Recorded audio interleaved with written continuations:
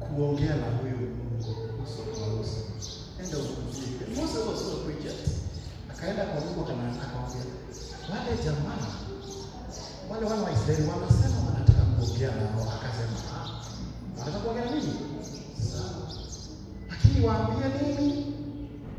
Wajifanye safi, wajinadhifishe wakikuja kwangu. Akarudi na ile message. Mungu anatisha kama hivi. Wakashikana wakaenda. Hatujui story ilikuwaje.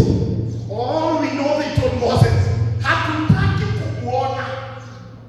We don't know the whole story.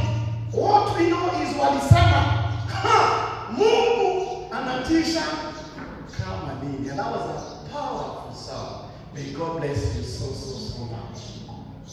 I take the honors to invite those who are coming